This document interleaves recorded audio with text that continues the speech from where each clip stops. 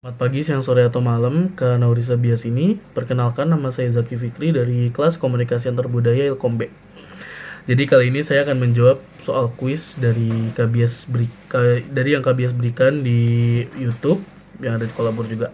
Nah, jadi untuk pertanyaan pertama, apa yang paling saya pahami mengenai satu konsep yaitu adalah identitas budaya yang the dark side of cultural identity, yaitu pertemuan 6 kalau tidak salah. Nah, jadi kita langsung aja. Aku mau menjelaskan the dark side of identity. Jadi yang pertama itu ada stereotyping. Nah, jadi stereotyping ini tuh adalah a complex form of kategorisasi. Jadi kayak pengorganisasian yang kompleks gitu loh, yang mengorganize your experience with and guide your behavior towards a particular group of people, and it becomes a means of organizing your perception. Jadi kayak dia tuh kayak mengorganize persepsi. Jadi dia tuh stereotyping itu masih ada di dalam pikiran seperti itu. Nah, jadi stereotyping ini tuh bisa positif, bisa negatif kak. Jadi tergantung kita refernya seperti apa. Nah,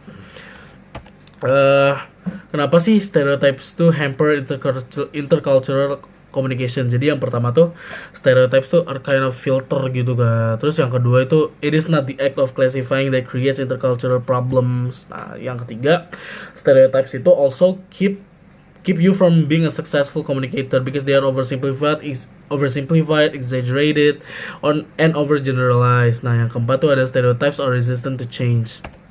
Nah, yang kedua ini setelah stereotype itu ada prejudice kah atau prasangka. Nah, jadi prejudice atau prasangka itu occurs when a person holds a generalization about the group of people or things, often based on a little or no factual experience. Prejudice can be positive or negative, kayak stereotype. Tapi ini tuh kayak kita udah berprasangka gitu kan. Jadi udah the next step of stereotyping gitu kalau yang aku pahami.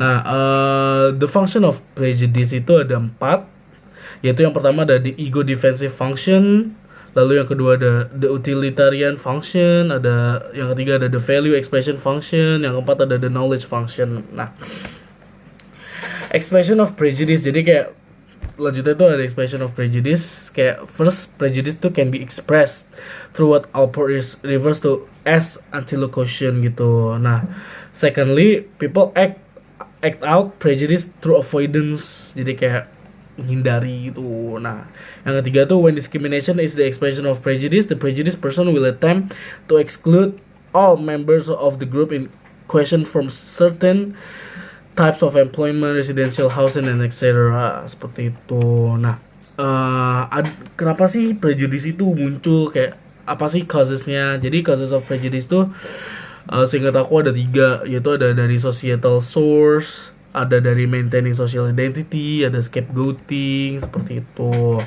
Nah, lalu yang terakhir ini yang emang udah the last step, yaitu ada rasisme. Jadi racism is the belief in the inherent superiority of a particular race.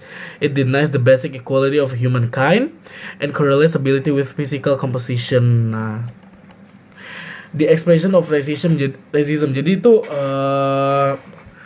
referring to institutional racism, Bloom is very specific when he writes bla bla bla bla bla. Nah, maksudnya tuh racism itu tuh udah kayak the last step, kayak kita udah merumuskan di dalam pikiran kita, lalu kita act lah menggunakan entah bahasa tubuh, melalui omongan, melalui gerakan seperti itu.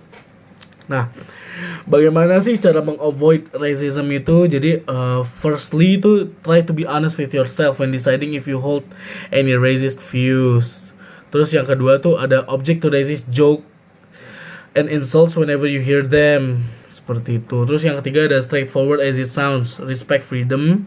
Terus yang keempat ada examine the historical roots of racism. Nah, lalu yang keempat nih ada ethnocentrism. Ethnocentrism is the notion that one's own culture is superior than to any other. Nah, dari ethnocentrism itu tuh ada karakteristik ya. Jadi kayak ada levels of ethnocentrism, ada positif, ada negatif, ada extremely negatif. Terus ada ethnocentrism itu universal, terus ethnocentrism itu contributes to cultural identity. Nah, avoiding ethnocentrism itu ada first to try to avoid dogmatism, secondly learn to be open to the new views. Lalu untuk pertanyaan kedua, ceritakan permasalahan komunikasi yang pernah kalian hadapi karena ada permasalahan antar budaya dan bagaimana cara kalian mengatasinya. Untuk permasalahan komunikasi karena adanya perbedaan budaya itu saya pernah, akan tetapi maksudnya nggak yang sampai konflik gede banget sih Kak, kayak ada peneguran aja. Kayak waktu itu tuh saya punya teman dari orang timur, kayak orang timur kan kalau ngomong tuh di telepon kayak suaranya kenceng banget, kayak gitu. Nah waktu itu tuh aku first time denger kayak dia tuh kalau ngobrol kok teriak-teriak, kayak langsung aku tegur aja tuh, kalau ngobrol santai aja, nggak usah teriak-teriak. Terus ternyata oh emang kayak gitu kok, dari keluarga gue juga gitu. Nah yaudah kayak gitu sih Kak. Jadi kayak mengatasinya tuh kayak pertama kayak negur, habis itu kayak kita belajar kayak oh ternyata itu tuh emang udah menjadi sebuah kultur di mereka seperti itu. Nah, aku Zaki telah menjawab soal kuis mata kuliah komunikasi antar budaya sebaik mungkin semampu saya, dan apa yang saya jawab sesuai dengan apa yang saya pahami. Terima kasih.